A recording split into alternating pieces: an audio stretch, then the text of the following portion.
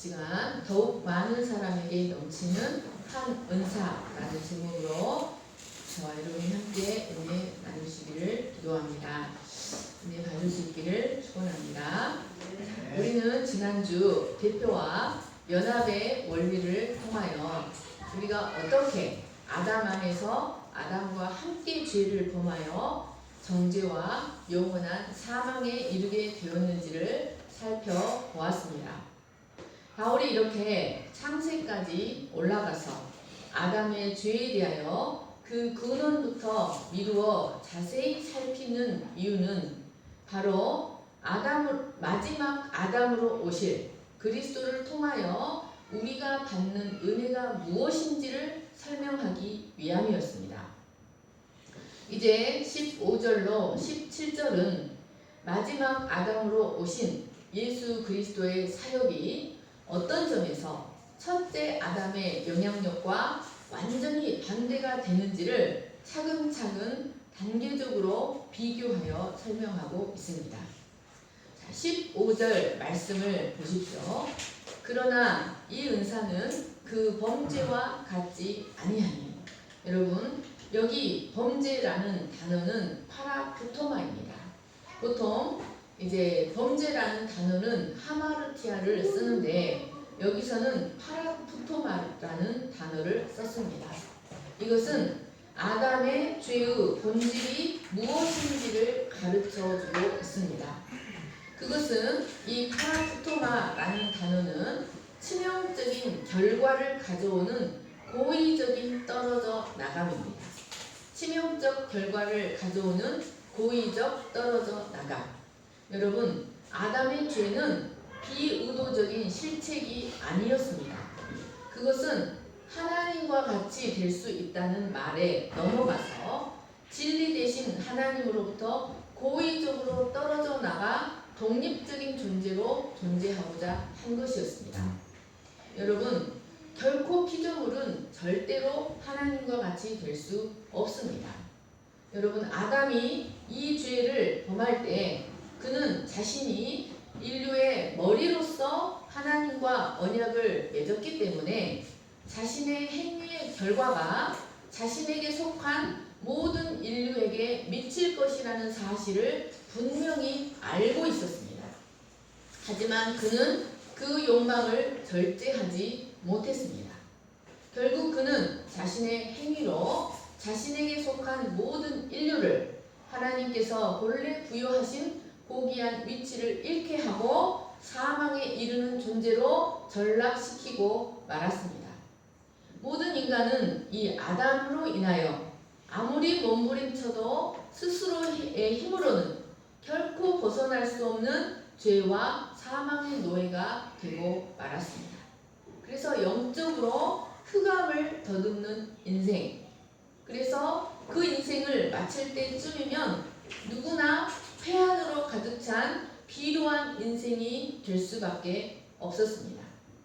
여러분, 이것은 그 죄에 상응하는 대가입니다. 이것은 그 죄에 합당한 삭시였습니다.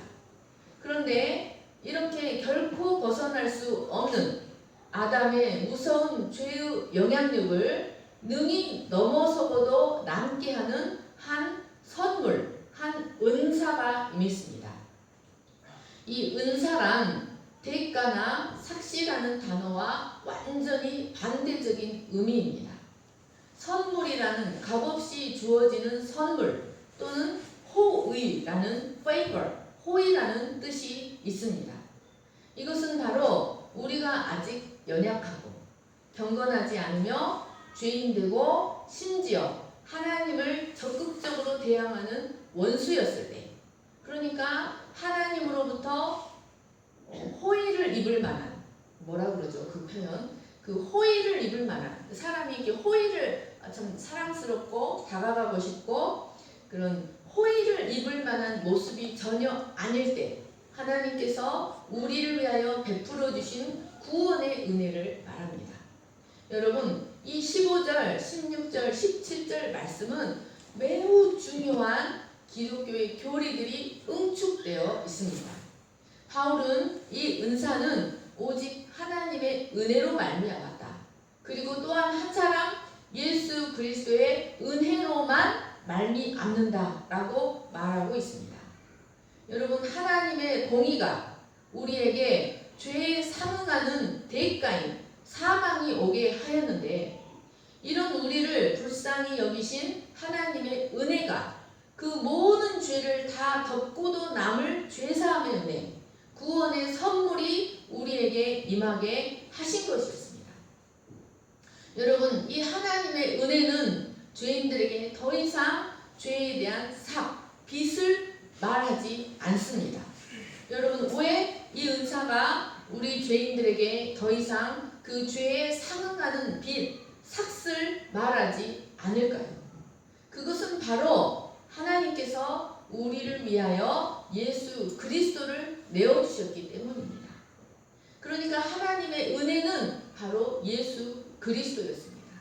자, 이것은 뒤에서 자세히 나옵니다. 여러분, 하나님 모든 은혜, 하나님으로부터 오는 모든 좋은 선물은 오직 아담이 가져온 모든 죄책을 그 몸으로 다 감당하신 예수 그리스도를 통해서만 온다는 사실을 기억하시기를 축원합니다. 여러분, 왜 하나님의 모든 은혜는 오직 예수 그리스도를 통해서만 우리에게 오는 것일까요? 그것은 바로 죄를 결코 용납하실 수 없는 하나님의 공의 때문에 그렇습니다. 공의가 해결돼야, 죄에 대한 하나님의 진노, 하나님의 공의가 해결돼야만 하나님의 모든 선물이 빛들의 아버지로부터 우리에게 내려오는 것입니다. 그래서 하나님의 모든 선물, 하나님의 모든 좋은 것, 은혜는 오직 예수 그리스도를 통해서만 옵니다. 바울은 이 은사가, 예수 그리스도가 우리에게 가져오는 은사가 아담이 가져온 무서운 사망의 영향력보다 얼마나 더 크고 얼마나 더 풍성하며 탁월한지를 설명하기를 원했습니다. 그것이 얼마나 큰지, 그 은혜가 얼마나 확실하며 실제적이며 탁월한지를 설명하기를 원하여 더욱더 라는 단어와 넘쳤으리라 라는 단어를 반복해서 사용합니다. 먼저 더욱더 라는 단어는 비교급 강조에 있습니다. 그러니까 두 개를 넣고 비교한다는 것입니다. 바울은 이 단어를 이 5장에서만도 5번이나 사용하고 있습니다. 9절, 10절, 15절, 17절, 20절을 보십시오. 바울은 더욱더 라는 단어를 반복해서 사용하면서 그리스도가 우리에게 가져다주는 은사가 아담이 가져오는 사망보다 얼마나 더 확실하고 탁월한지, 그 은혜 가운데 로마 성도들이 확실하게 서기를 간절히 원했습니다. 사람으로서 인류의 대표가 되었던 아담의 한 행동의 결과는 참으로 무섭고 파괴적인 결과를 우리에게 가져왔습니다. 그 아담 한 사람의 범죄 때문에 그것을 먹는 날에는 반드시 죽으리라고 하셨던 사망의 언약이 인류 위에 그대로 성취되었습니다. 이것은 변개할 수 없는 하나님의 약속의 신실성 때문에 그랬습니다.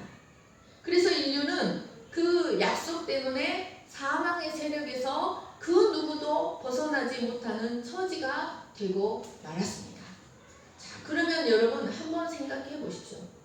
하나님의 말씀은 변개할 수 없는 절대적인 신실성을 갖고 있습니다.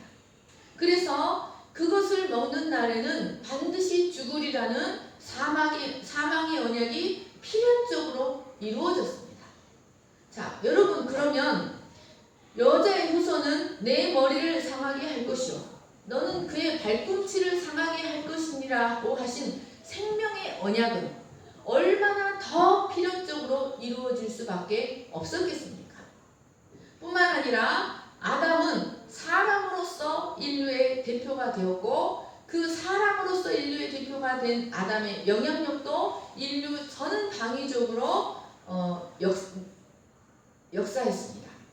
전방위적으로 크고 무서운 것이었습니다.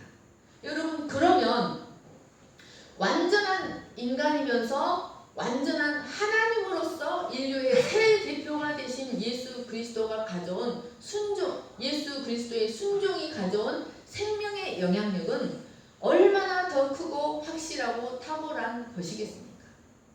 여러분, 이제부터 아담이 가져온 사망의 영향력보다 예수 그리스도, 우리의 새로운 대표가 되신 예수 그리스도의 순종이 가져온 생명의 영향력이 얼마나 더 풍성하고 탁월하며 확실한 것인지를 더 묵상하시는 여러분 되시기를 간절히 축원합니다. 두 번째로 바울은 이 풍성함을, 확실함을 설명하기 위하여 넘쳤으리라 라는 단어를 반복적으로 사용합니다. 하나님의 은혜와 또한 한 사람 예수 그리스도의 은혜는 많은 사람에게 넘쳤습니다. 그런데 여기 많은 사람에게 라는 단어는 많은 사람을 관통했다라는 뜻이 들어있습니다. 그러니까 그 은혜는 살짝 겉으로 흐르는 게 아닙니다. 여러분, 이 그리스도의 은혜는 한 개인의 인격을 관통합니다. 우리가 그 마음을 온전히 오픈을 하면 여러분, 그 은혜는 우리의 전 인격을 관통하여 우리를 완전히 거듭나게 하고 철저히 변화시켜 줍니다. 그리고 이 넘쳤으리라 라는 단어는 충당하고도 남는다. 아담이 가져온 사망을 덮고도 남아버린다. 강물이 뚝에서 넘쳤다는 뜻입니다. 여러분, 이 넘쳤으리라 라는 단어는 사망이 왕노릇했다 라는 단어와 완전한 대꾸를 이루고 있습니다. 여러분, 이것이 바로 바울이 이해하는 하나님의 은혜의 특징이었습니다. 여러분, 이것이 바로 사도 요한이 이해하는 은혜의 특징이요, 다윗이 이해하는 은혜의 특징이었습니다. 여러분, 여러분이 이해하는 하나님의 은혜의 특징은 무엇입니까? 여러분은 하나님의 은혜를 어떻게 이해하고 계십니까? 여러분, 넘쳤으리라. 바울은 자신의 서신서마다 이 단어를 반복해서 사용하고 있습니다. 이 5장에서만도 17절 은혜와 의의 선물을 넘치게 받는 자들, 죄가 더한 곳에 은혜가 더욱 넘쳤다. 에베소서 2장 7절 이는 그리스도 예수 안에서 우리에게 자비하심으로써 그 은혜의 지극히 풍성함을 오는 여러 세대에 나타내려 하십니다.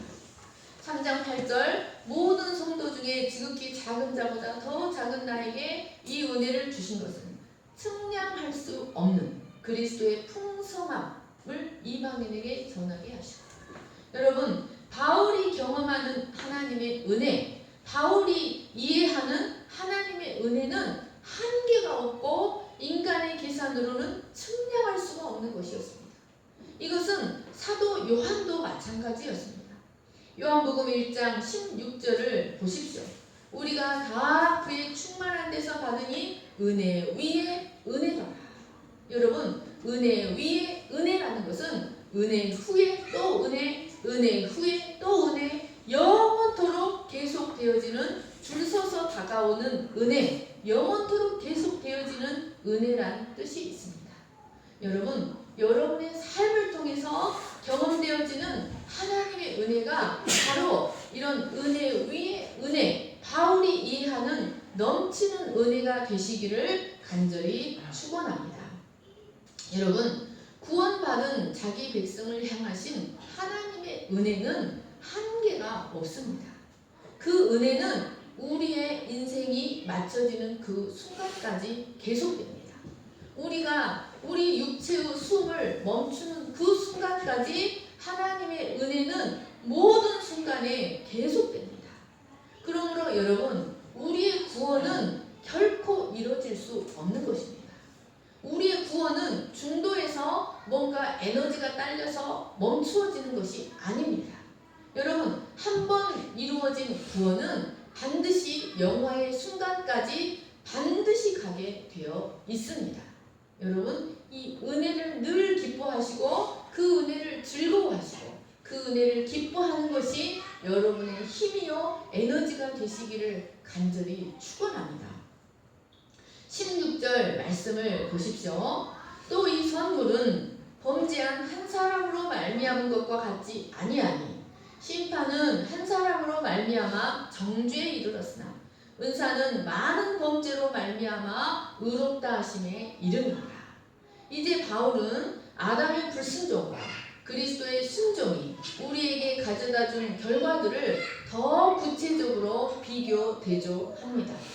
우리는 이 16절에서 아담의 불순종과 그리스도의 순종이 가져온 대조점을 세 가지로 발견할 수 있습니다.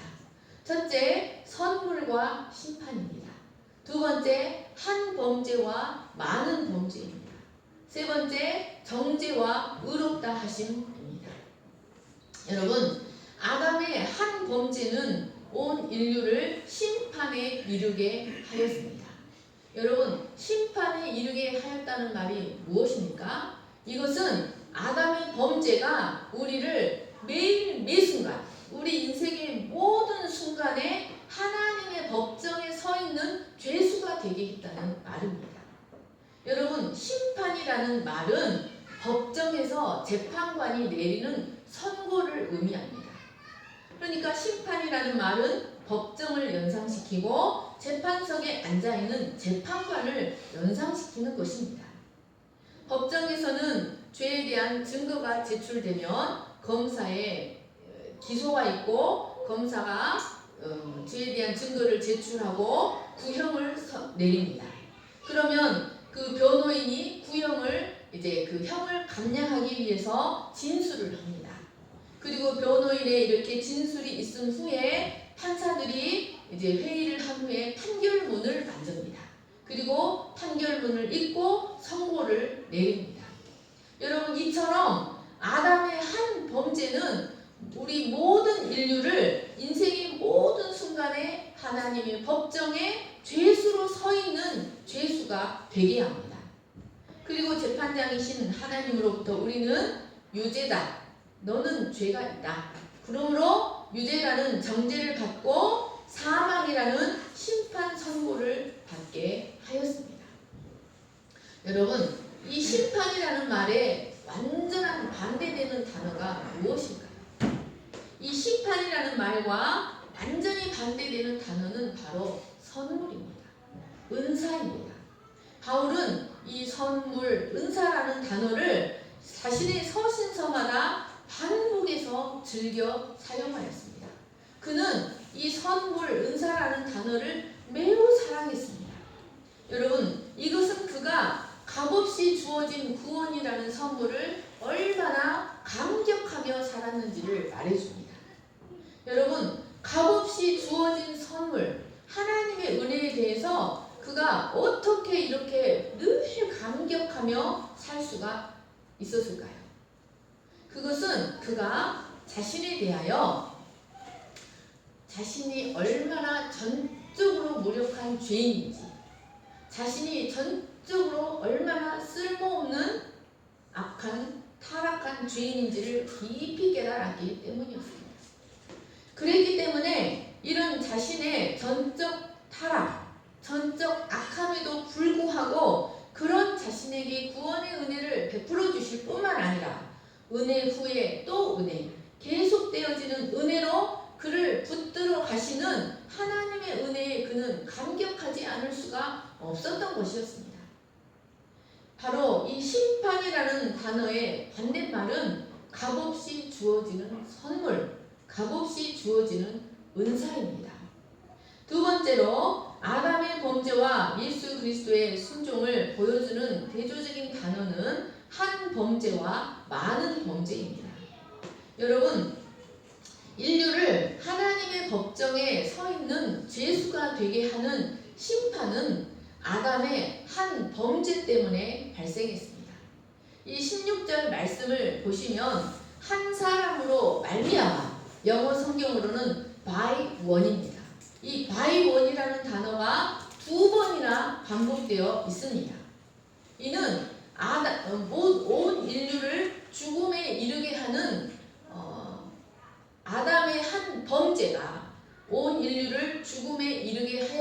사실을 강조하기 위함이었습니다. 온 인류가 사망에 이르게 된 것은 바로 아담의 한 범죄 때문이었습니다.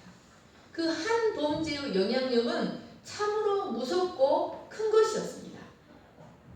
그런데 이와 대조적으로 예수 그리스도를 통한 은사는 자기 백성을 많은 범죄로부터 의롭다 하심에 이르게 합니다. 이거 좀 어렵지만 잘 생각해 보시기 바랍니다.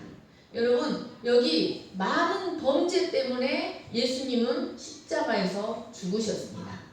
이 많은 범죄란 인류를 사망에 이르게 한 아담의 원죄만을 의미하는 것이 아닙니다. 여러분, 예수님은 아담의 한 범죄만 대속하시는 것이 아닙니다. 여러분, 그 아담의 한 범죄로 인하여 발생하는 수많은 자범죄들, 역사를 통하여 오랜 세월 동안 축적되어 온 그 모든 세대의 모든 사람들을 통해 축적된 그 모든 죄를 다 대속합니다.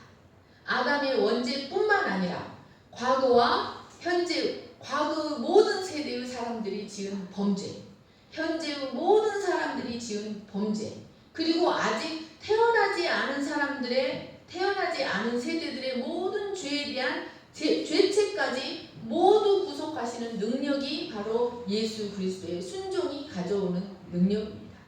여러분, 우리는 이것을 깊이 묵상할 수 있어야 합니다. 여러분, 예수 그리스도의 한 행동은 아담의 원죄만 자각하는 것이 아닙니다. 모든 세대의 모든 죄를 다 장악하고 그 모든 죄에 대하여 의롭다 하심을 얻게 합니다. 그래서 하나님이 아담 안에 있는 모든 세대의 죄인들을 향하여 오라, 우리가 서로 변론하자. 너희 죄가 주홍 같을지라도 눈과 같이 되어질 것이요, 진홍같이 붉을지라도 양털같이 되리라고 자신있게 소리 높여 외치실 수 있었던 것이었습니다. 여러분, 바로 이 예수 그리스도의 놀라운 이 신비로운 기적같은 대속의 능력 때문에 우리가 수많은 죄악에도 불구하고 새롭게 인생을 시작하고 새롭게 다시 인생을 시작할 수가 있는 것입니다. 고대의 붉은 염료는 한 번 물들면 지우기가 결코 불가능합니다. 여러분, 그런데 하나님은 우리의 죄가 아무리 붉을지라도 얼마든지 눈처럼 희게 하실 수 있다. 우리 인생의 주홍글씨들이 우리 인생의 발목을 붙잡습니다. 그런데 하나님은 예수 그리스도의 대속의 은혜가 그 모든 것을 하얗게 깨끗이 지우고 우리는 그리스도 안에서 날마다 새롭게 시작할 수 있다고 말씀하시는 것입니다. 여러분, 이것이 바로 예수 그리스도의 순종이 가져오는 생명의 탁월함입니다. 아담이 가져온 사망을 덮고도 남는 생명의 탁월함입니다. 그것은 바로 아담과 그리스도의 차이점 때문에 그렇습니다. 그러나 여기에는 분명한 한계는 존재합니다. 모든 아담의 범죄는 모든 사람에게 그 영향력이 이루어졌지만 예수 그리스도의 은혜는 모든 인류에게 임하는 것이 아니라 17절 말씀을 보시면 은혜와 의의 선물을 넘치게 받는 자들에게 한정되어 있습니다. 이것에 대해서는 다음 주에 자세히 살펴보도록 하겠습니다. 여러분, 아담 한 사람의 범죄의 영향력은 참으로 크고 무서운 것이었습니다. 그러나 예수 그리스도의 은사와 미력은 그보다 더 크고 한이 없습니다. 이것은 기적 중의 기적이요, 신비 중의 신비요, 은혜 중의 은혜입니다. 이렇게 한 사람의 범죄가 모든 사람을 심판과 형벌로 몰아가고 한 사람의 순종으로 많은 범죄가 대속되어 의롭다 하심을 우리는 여러분, 이렇게 한 사람의 범죄가 모든 사람을 심판과 형벌로 몰아가는 현장과 한 사람의 순종이 많은 범죄를 대속하여 의롭다 하심을 얻게 하는 심판과 은혜가 동시에 이루어지는 현장에 우리는 서 있습니다. 여러분, 우리는 때때로 여전히 사망 권세의 위협을 받아 그 그늘 아래 거하게 되기도 하지만 여러분, 우리가 받은 구원의 은혜가 이 사망 권세를 모두 파하고 이 구원의 은혜는, 우리에게 오신 구원의 은혜는 결코 훼손되지 않는다는 사실을 기억하시기를 간절히 축원합니다. 세 번째, 정죄와 칭의입니다. 이 정죄라는 단어와 칭의라는 단어는 모두 하나님의 심판과 마찬가지로 법률적인 용어입니다. 정죄란 죄가 있다고 판결되다 라는 뜻입니다. 죄가 있다고 정해지다. 반대로 의롭다 하심은 죄가 없다고 판결되다 라는 뜻입니다. 하나님은 어미하신 재판장으로서 아담 안에 있는 우리를 죄인으로 정죄하셨습니다. 그로 인해 우리는 사망에 이르는 존재가 되고 말았습니다. 그런데 이제는 우리를 아담에게서 물려받은 원죄와 우리 자신이 지은 모든 범죄에도 불구하고 하나님은 그리스도 안에서 그리스도로 말미암아 우리를 의롭다고 판결하셨습니다. 성경적으로 이 정죄와 칭의를 성경적으로 설명하면 정죄는 하나님 앞에 받아들여질 수 없는 상태다. 하나님이 역겨워하신다. 하나님이 도저히 받아들일 수 없어 하신다는 뜻이고, 의롭다 함을 얻었다 라는 말은 하나님 앞에 연락될 수 있는 상태다. 하나님이 받아들이실 수 있는 상태다 라는 것을 의미합니다. 여러분, 죄인인 우리에게 이보다 더 큰 은혜와 영광스러운 선물이 어디 있겠습니까? 이것은 모두 예수 그리스도가 우리에게 가져다주는 은혜입니다. 17절 말씀을 보십시오. 이제 바울은 이 17절 말씀을 통하여 이 아담의 범죄의 결과, 예수 그리스도의 순종의 결과가 우리의 삶에서 어떻게 더욱 구체적으로 나타나는지를 설명합니다. 인류는 아담의 죄를 전가받고 하나님의 법정에서 죄인으로 정죄된 후 사망이라는 폭군의 다스림을 받는 처지가 되고 말았습니다. 이것은 사탄이 아담의 범죄로 말미암아 하나님과 인간 사이가 단절된 틈을 비집고 쳐들어와서 죄와 사망을 무기로 인간을 통치하고 있다는 것을 의미합니다. 바울은 이 5장에서만도 사망이 왕노릇한다는 말을 여러 번 반복하고 있습니다. 자, 12절 말씀을 보십시오. 그러므로 한 사람으로 말미암아 죄가 세상에 들어오고 죄로 말미암아 사망이 왔나니 이와 같이 모든 사람이 죄를 지었으므로 사망이 모든 사람에게 이르렀느니라. 그러나 아담으로부터 모세까지 아담의 범죄와 같은 죄를 짓지 아니한 자들까지도 사망이 왕노릇하였나니 그러나 이 은사는 그 범죄와 같지 아니하니 곧 한 사람의 범죄를 인하여 많은 사람이 죽었습니다. 17절에도 사망이 왕노릇했다. 21절에도 죄가 사망 안에서 왕노릇했다 라고 사망이 왕노릇했다는 말을 반복해서 말하고 있습니다. 여러분, 왜 바울은 이 말을 반복해서 할까요? 이것은 우리로 하여금 인간의 비참한 실존을 상기시켜주기 위해서 하는 것입니다. 우리가 어떤 존재라는 것을, 우리의 비참한 실존을 상기시켜주기 위하여 이 말을 반복해서 하고 있는 것입니다. 여러분, 우리의 비참한 현실을 표현해주는 말 중에 이보다 더 정확한 말이 있을까요? 우리의 비참한 현실을 이보다 더 정확히 완벽하게 표현해주는 문구가 있을 수 있을까요? 여러분, 인간은 모두가 일생을 죽음을 두려워하며 살아갑니다. 아무리 큰 권력을 갖고 있고 아무리 대단한 아름다움을 소유하고 아무리 많은 물질을 갖고 의리의리한 집에 살아도 죽음이 찾아오면 그 모든 것을 내려놓고 가야만 합니다.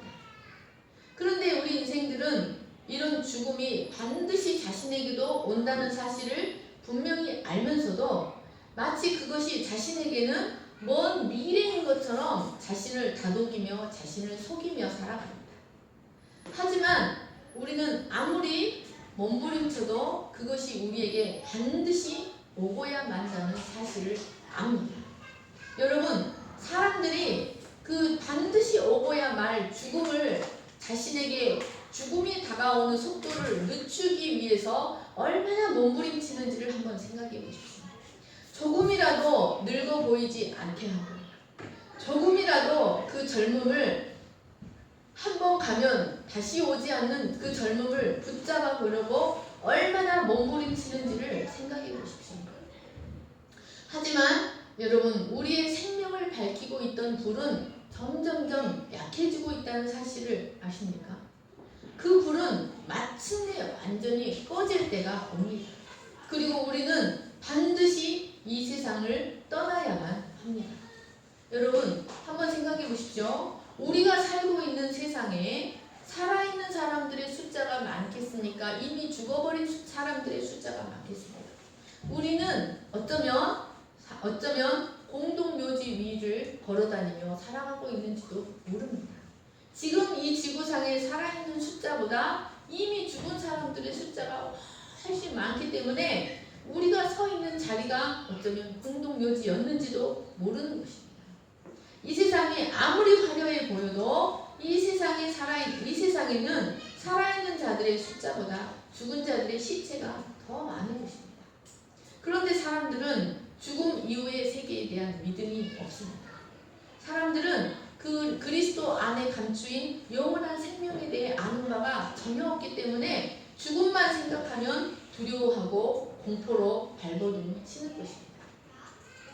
이렇게 사람들은 그 짧은 인생 중에서도 사망의 종노릇하며 죄로 인해서 초라하고 비루한 인생을 살아갑니다. 반드시 죽어야 할 수밖에 없는 인생 속에서도 은혜와 축복보다는 수많은 재앙과 죄로 인한 진노로 두려움으로 살아가는 시간이 더 많다는 것입니다.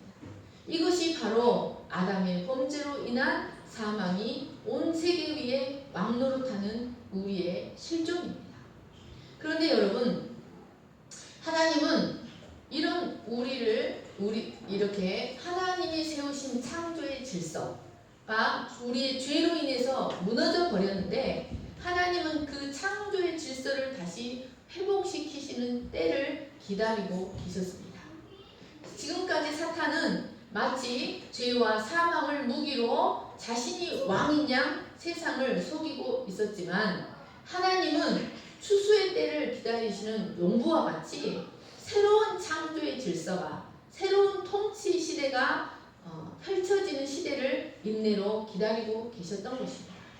그리고 때가 되자 마침내 한 분 예수 그리스도를 통한 새로운 통치 시대가 펼쳐지게 하셨습니다. 여러분, 이 새로운 통치 질서가 이 세계 가운데 찾아올 때 여러분, 그 새로운 통치 질서 안에서 왕노릇하는 사람은 과연 누구일까요? 여러분, 바로 예수 그리스도를 믿음으로 말미암아 은혜와 의의 선물을 넘치게 받는 자들이 왕노릇합니다. 사탄의 통치 질서 안에서 사망이 왕노릇했지만 이제 예수 그리스도로 말미암아 이 인류 역사에 새로운 통치 시대가 펼쳐지는데 그 새로운 통치의 시대 안에서는 새로운 통치 체계 안에서 왕노릇하는 자들은 바로 예수 그리스도를 믿음으로 말미암아 은혜와 의의 선물을 넘치게 받은 자들이 왕노릇하게 됩니다. 그러면 우리가 예수 그리스도 안에서 왕노릇하는 것이 무엇인지 구체적으로 여러분, 이 왕노릇에 대한 개념이 잘못되어 있기 때문에 잘못된 천년왕국, 잘못된 종말론들이 생기는 겁니다. 여러분, 그 왕노릇하는 것이 구체적으로 무엇인지에 대해서는 우리가 다음 주에 자세히 살펴보도록 하겠습니다. 우리는 먼저 이제 마지막으로 그리스도를 통해 받는 의가 무엇인지를 살펴보고 말씀을 마치겠습니다. 여러분, 하나님은 그리스도를 통하여 우리에게 의를 가져다 주십니다. 그런데 여러분, 그리스도가 그리스도가 우리에게 가져다 주는 의는 아담이 처음 가졌던 그 의가 아닙니다. 하나님께서 그리스도를 통하여 우리를 회복시키시는 모습은 범죄 이전의 아담의 모습으로의 회복이 아니라는 것을 기억하시기를 축원합니다. 여러분, 물론 범죄하기 전에 아담은 의로웠습니다.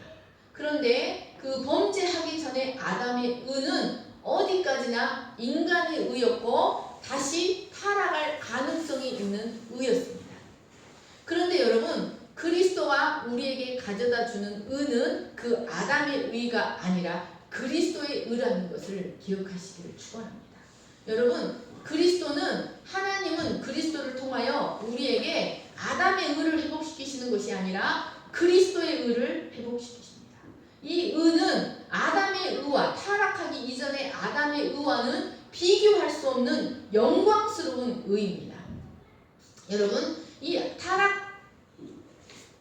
우리는 이 의를 통하여 언제든지 하나님의 보좌 앞에 담대히 들어갈 수 있습니다. 그러니까 우리는 그리스도를 통하여 타락 이전에 아담보다 훨씬 더 완전한 상태로 회복되는 것입니다.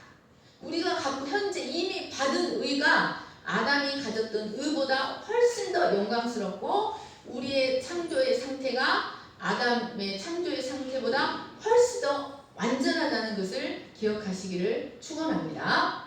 자, 처음 창조된 아담은 죄가 없었습니다.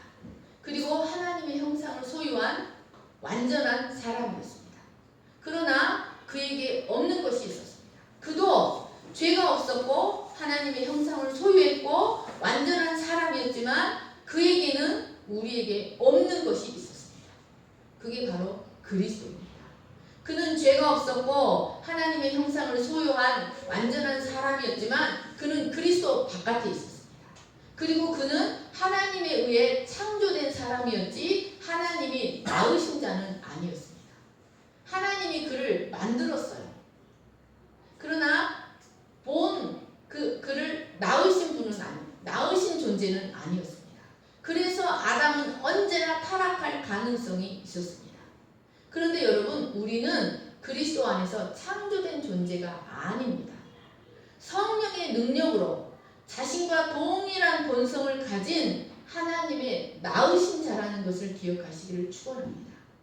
아담은 그래서 언제든 타락할 가능성, 죄에 빠질 위험이 항상 도사리고 있었고 결국 타락할 수밖에 없었지만, 그래서 은혜로부터 떨어져 나갈 수밖에 없었지만, 여러분, 우리가 받은 구원은 결코 다시 타락하지 않는 구원을 받았다는 것을 기억하시기를 축원합니다.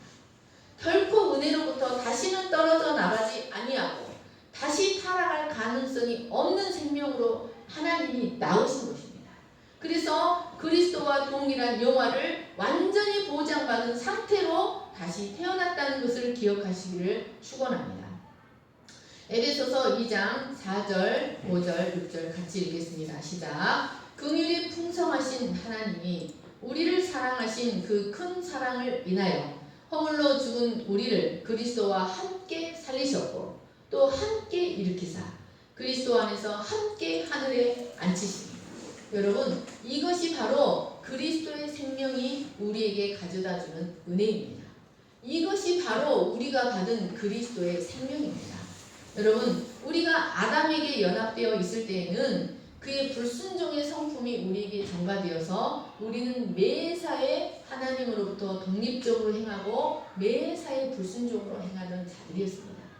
그러나 이제는 그리스도에게 연합되어서 이제는 그의 온전한 복종을 기뻐하고 우리도 이제는 어떻게 하면 하나님의 뜻에 순종할지를 생각하는 사람들이 되었습니다. 여러분, 우리가 그리스도를 통하여 받은 은사가 무엇인지, 그 생명은 아담이 가져온 사망을 덮고도 남을 타고난 생명이라는 사실을 깊이 묵상하시기를 간절히 축원합니다. 그래서 그런 지위를 받고도 그런 지위가 없는 것처럼 왕자로 태어났는데 거지로 사는 것처럼 살지 마시고 우리가 받은 생명이 무엇인지 깊이 묵상하시고 그 생명 안에서 참된 자유를 누리시는 여러분 되시기를 간절히 축원합니다. 제가 기도하겠습니다. 사랑과 은혜가 풍성하신 하나님 아버지 감사합니다. 하나님 사랑분들 자격이 없는 우리를 참으로 위로하고 비천하며 그 삶에서 냄새나는 더러운 죄의 열매를 맺을 수밖에 없는 우리를 긍휼히 여기시고 하나님의 공의로 인하여 영원토록 그 죄값으로 영원한 사망에 처해질 수밖에 없었지만 하나님의 그 큰 사랑을 인하여 우리를 긍휼히 여기시고 예수 그리스도를 통한 죄사함의 은혜와 우리의 모든 허물과 죄를 덮고도 남을 죄사함과 의로움과 하나님의 거룩한 생명을 우리에게 허락하여 주셔서 감사합니다. 하나님 그러면 우리가 무슨 말을 하리요? 우리가 은혜를 더하게 하려고 죄에 거하겠느냐? 하나님 이제는 우리가 그 생명을 우리 자신을 그 생명을 받은 자로 여기고 우리도 예수님처럼 죄에 대하여는 자신을 죽은 자요 그리스도 예수 안에서 하나님께 대하여 살아있는 자로 여기고 우리 자신을 죄에게 내주지 아니하고 하나님께 내주며 사망을 쫓아 살아가는 자가 아니라 생명을 쫓아 살아가는 저희들이 될 수 있도록 우리를 축복해 주시기를 간절히 기도합니다. 하나님 아버지 우리의 삶의 모든 여정 동안 이 생명을 풍성히 사용하고 이 생명을 풍성히 누리고 이 생명의 능력으로 왕노릇하는 인생을 살 수 있도록 축복하여 주시옵소서. 우리에게 이 놀라운 구원의 은혜를 베풀어 주신 하나님께 감사합니다. 감사하며 예수님의 이름으로 기도합니다. 아멘. 모두 일어나셔서 찬양하시겠습니다.